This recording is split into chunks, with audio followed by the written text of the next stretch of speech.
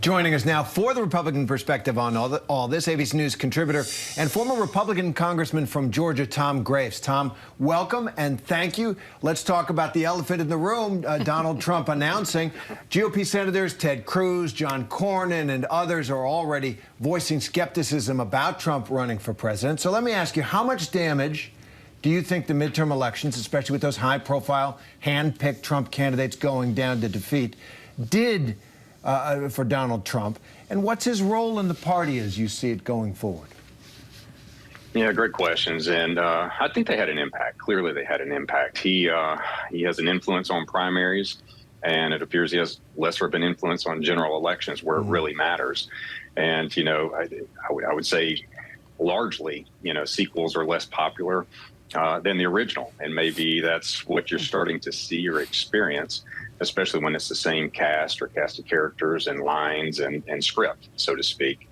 So I think Republicans are, really at a moment of reflection and trying to refocus back on traditional conservatism versus populism, and look forward in an aspirational way to inspire the American people with what they would do and could do if given the opportunity to govern again.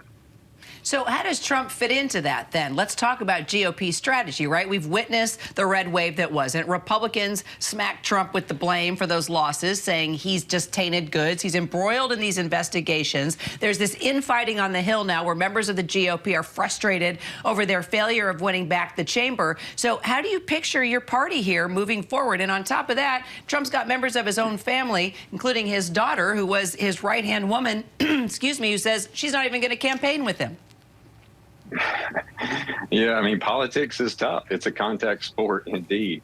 And, Republicans are a spirited group of people. There's no question about that. And I think you'll see that over the next several months as we go through this nomination process, which, in my opinion, is healthy. I think it's really an important time for the party to evaluate the men and women out there who have the ability and the courage to lead the country through some challenging times. And I think there's some really qualified individuals. So, you ask about who is the leader of the party. I think that's yet to be seen right now. I think the leader of a party is someone who builds a party, who builds up individuals and grows the ranks and the bench for the future. And so I think you'll see some folks emerge throughout the days ahead. And aside from the people, Tom, let's talk about one aspect of the direction. One of the things that struck me in our exit poll is that almost 70% of Americans did believe that democracy itself was under threat. That's not obviously just the Democratic base. You get 70% of Americans, to agree that it's the month of November, and that's surprising in some ways. So that's a big issue for Americans. 70% of Republicans, however, at one point said they believed the 2020 election was stolen in defiance of the facts. How much of a hangover do you think what's called the big lie, this question of whether or not Biden is a legitimate president, how much of a hangover do you think that has in the party, given the fact that the American people renounced that lie?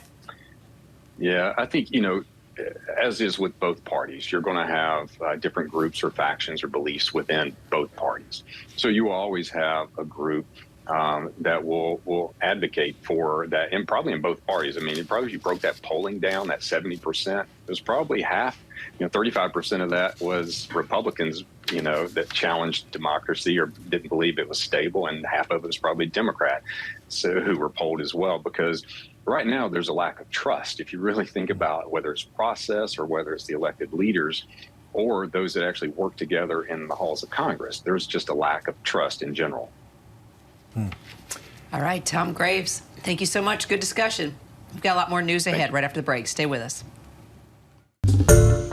Hi, everyone. George Stephanopoulos here. Thanks for checking out the ABC News YouTube channel. If you'd like to get more videos, show highlights, and watch live event coverage, click on the right over here to subscribe to our channel. And don't forget to download the ABC News app for breaking news alerts. Thanks for watching.